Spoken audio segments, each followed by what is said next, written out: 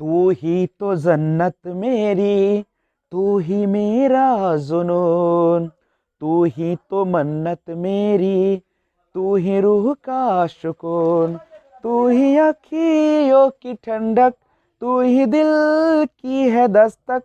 और कुछ ना जानू मैं, बस इतना ही जानू, तुझ में रब दिखता है यारा, मैं क्या करूं।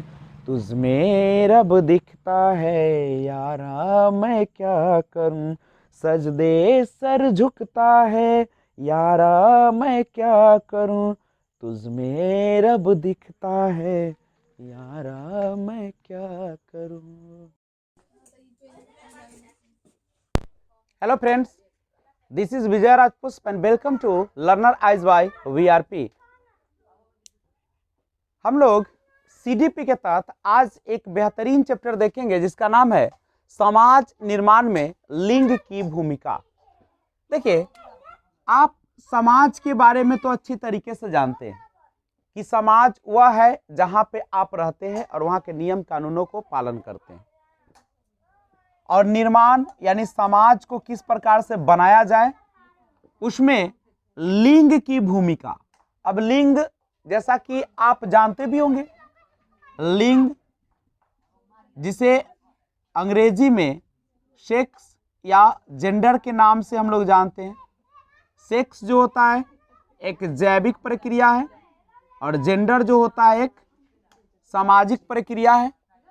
अब कुछ शिक्षाविद और कुछ जो मनोवैज्ञानिक है, उन्होंने समाज को दो भागों में बांट दिया, एक तरफ नर और दूसरी तरफ नारी। कहता है कि नर एवं नारी के संवेग में अंतर, नर और नारी के संवेग में अंतर पाया जाता है। यह मानना है कुछ मनोवैज्ञानिकों का कि छात्राओं का जो भाषाई विकास होता है, भाषा का जो विकास होता है, छात्रों की तुलना में अधिक तीव्र गति से होता है।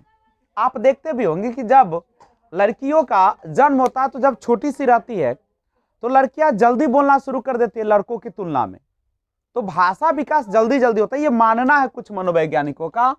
और इतना ही नहीं, छात्राओं की पठन गति भी छात्रों से तीव्र होता है। अब ये किस हद तक सही है, इस पर हम लोग डिस्कस आगे करेंगे। अब जो सामाजिक संरचना है उसमें लिंग की भूमिका क्या है, क्या भूमिका है। तो आपको पता है कि हमारा समाज कैसा है, पुरुष प्रधान है, जिसमें पुरुष के नियम कानून और पुरुष के द्वारा बनाए गए रीति रिवाजों के अनुसार ही महिलाएं चलती है। सामाजिक रीति रिवाज अच्छे न होने के कारण भी आज समाज की स्थिति खराब हो रही है। शिक्षा का कमी बहुत बड़ा कारण है नहीं, और स्त्रियों का आत्मनिर्भर न होना, क्योंकि स्त्रियां अपने पैर पे खड़ी नहीं है, वो खुद का बिजनेस नहीं करती है, खुद पैसे नहीं कमाती है, वो जॉब नहीं कर पाती है, जिसके कारण आज समाज क्या हो चुका है, में पिछड़ेपन का कारण बन चुकी है। पुरुष प्रधान सामाजिक व्यवस्था, अब समाज की व्यवस्था पुरुष के इर्द गिर्द ही घूमती है, इसीलिए महिलाओं को उतना अवसर नहीं मिल पाता है। अब लड़कियों को शिक्षा को बढ़ावा देना है तो क्या करिएगा, लोगों की सोच को बदलना होगा कि लड़कियां भी लड़कों से कमजोर नहीं है, लड़कियां भी वो सारा एबिलिटी प्राप्त कर सकती है, योग्यता जो लड़के करते हैं। आज लड़कियां एरोप्लेन उड़ाती है, हर क्षेत्र में काम करती है, आईएएस में भी टॉप करती है, तो लोगों की सोच को बदलना पड़ेगा। महिला अध्यापकों की नियुक्ति अभी सबसे बड़ा जो कारण बनता है, महिला अध्यापकों की नियुक्ति। अब जिस स्कूल में ज्यादा पुरुष रहते हैं, महिलाओं की कमी रहती है, तो कोई लड़की को उस स्कूल में भी भेजना पसंद नहीं करता है। तो अगर महिला अध्यापकों की नियुक्ति अगर होने लगे ज्यादा मात्रा में, तो हर गार्जियन जो है वह अपनी लड़कियों को भी स्कूल में भेजना शुरू कर देगी। अभिभावकों की शिक्षा, अभिभावक को भी शिक्षा प्रदान किया जाए जो कि प्रौढ़ शिक्षा के माध्यम से दी जाती है। रोचक एवं उपयोगी पाठ्यक्रम, ऐसा पाठ्यक्रम हो जो कि रोचक हो ताकि उबे नहीं, और सामाजिक बुराइयों को दूर करना, समय समय पर जागरूकता कार्यक्रम करके, जन सहयोग लोगों का सहयोग लेना और लड़कियों की सोच को बदलना। अब लड़कियों की यह भी सोच बदलना है कि वह केवल घर की काम नहीं कर सकती बल्कि बाहर का भी काम वह देख सकती है, और वह जरूरी नहीं कि केवल खाना ही बनाएगी बल्कि पुरुष भी खाना बनाएंगे और लड़कियां भी बाजार जा सकती है। तो उनकी सोच को भी बदलना पड़ेगा, तभी जाकर लड़कियों की शिक्षा को बढ़ावा मिल सकता है।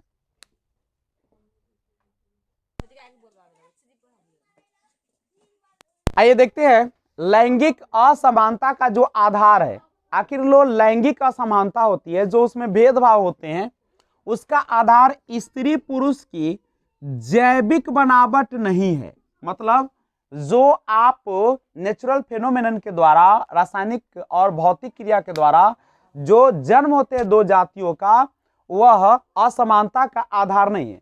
ऐसा नहीं कि बच्चा जन्म लेता है तो वह स्त्री और पुरुष होता है, बल्कि वह एक जाति होता है जो कि इस दुनिया को बनाने के लिए जरूरत होती है। लेकिन जब वह दुनिया में आता है तो तो हमारा जो समाज होता है वह समाज क्या करता है, कहता है कि तुम स्त्री हो और तुम पुरुष हो। यानी वह स्त्री और पुरुष किस आधार पर कहता है, वह उसके काम के आधार पर कि तुम घर का काम संभालोगी और पुरुष बाहर का काम संभालेगी। तो इस तरीके से समाज ने हमें स्त्री और पुरुष के बीच में असमानता प्रदान किया है। लैंगिक असमानता इन दोनों के बारे में प्रचलित रूढ़ छवियों और स्वीकृत सामाजिक मान्यताएं। ऐसा क्यों होता है? तो रूढ़िवादी सोच वाले व्यक्ति, संकीर्ण विचार वाले व्यक्ति, या पूर्वाग्रह से ग्रसित व्यक्ति और स्वीकृत सामाजिक मान्यता, यही सब चीज क्या करती है, हमें लैंगिक असमानता को जन्म देते हैं। पालन पोषण क्रम में मान्यता उनके मन में बैठा दी जाती है कि महिलाओं की मुख्य जिम्मेदारी क्या है, गृहस्थी चलाना और बच्चों का पालन पोषण करना, और जिसके कारण क्या हो जाता है, लैंगिक असमानता उत्पन्न हो जाती है। जबकि पुरुष घर के बाहर का काम करने की, जबकि पुरुष के लिए क्या समझा जाता है कि बाहर का काम करने की है। यह तथ्य अधिकतर परिवारों के लैंगिक विभाजन से झलकता है। आप किसी भी परिवार में चले जाइए, चाहे वो कितना भी परिवार बड़ा क्यों ना हो, आपको लैंगिक जो असमानता होता है वह कहीं ना कहीं झलक जाते हैं। भारत में पितृसत्तात्मक समाज प्रचलित होने के कारण महिलाओं के साथ प्रत्येक क्षेत्र में असमानता पूर्ण व्यवहार किया जाता है। वैसे तो लोग बड़े बड़े बातें करते हैं, लेकिन उसके घर में जब जाइएगा तो वो पुरुष और स्त्रियों के बीच में एक बहुत बड़ी खाई होती है, जिसको भर पाना ये भारतीय समाज में बड़ी मुश्किल सा प्रतीत होता है। और इन सबको को अगर आप चाहते हैं कि इन सबको दूर करें तो सबसे बड़ा कारक हो सकता है शिक्षा। लड़कियों को जिम्मेदार बनाया जाए, लड़कियों को एक रोजगार दिया जाए, लड़कियों को जॉब में भेजा जाए, लड़कियों को घर से बाहर निकाला जाए, तभी जाके समानता कुछ हद तक ठीक होगा। लैंगिक भेदभाव उत्पन्न करने वाले कारक है। कौन सा ऐसा कारक जो लैंगिक भेदभाव उत्पन्न करता है? माता पिता की निरक्षरता। माता पिता अशिक्षित होते तो सोचते हैं कि लड़कियां पढ़ के क्या करेगी, आगे चल के तो उसको किचन को ही संभालना है, तो जिसके कारण यह लैंगिक भेदभाव उत्पन्न हो जाते हैं। बालिकाओं का जल्दी विवाह। माता पिता का कहना है कि अगर बालिका जल्दी शादी कर लेगी तो अपना घर जल्दी बसा लेगी, और यही कारण है कि भेदभाव उत्पन्न हो जाते हैं। महिला अध्यापिकाओं की कमी। अब स्कूल में जाते हैं तो पुरुष अध्यापक ज्यादा होते हैं और महिला कम होती है, और जिसके कारण क्या होता है, कोई भी महिला जो होती है अपने लड़कियों को कभी भी स्कूल में भेजना पसंद नहीं करती है। अगर महिला शिक्षक की भरपूर मात्रा में हो, अगर केवल महिला हो जाए तब तो ज्यादा लड़कियां वहां पे जाना पसंद करेगी, क्योंकि वहां पे अब लड़की है तो उसको बहुत सारी समस्या है, वो पुरुष शिक्षक को बता नहीं सकते हर चीज, और वो समझ भी नहीं सकते, तो इसीलिए महिला शिक्षकों की होना बहुत अनिवार्य है वहां पे। परिवार की निर्धनता। गरीबी भी सबसे बड़ा कारण है। वो माता पिता सोचते हैं कि गरीब है तो वह पढ़ लिख कर क्या करेगी, दो घर में रहेगी तो घर का काम करेगी, हाथ बटाएगी। सामाजिक समस्या। अब सामाजिक समस्या भी बहुत ज्यादा है। अगर लड़कियां पढ़ने के लिए जाती है तो बहुत सारे अफवाह उड़ा दिया जाता है, बहुत सारे उसके बारे में उल्टा सीधा कहा जाता है, जिसके कारण समाज से भी लोग ग्रस्त हैं और आसपास के लोग भी ताना देना शुरू कर देते हैं। मनोवैज्ञानिक समस्या भी है, और शिक्षा के प्रति बालिका की सोच। शिक्षा के प्रति बालिका की सोच को भी बदलना पड़ेगा, तभी जाकर हमारा समाज लैंगिक असमानता को से दूर हो पाएगा। तो आज बस इतना ही, फिर लेकर आते हैं आपके लिए एक और बेहतरीन वीडियो।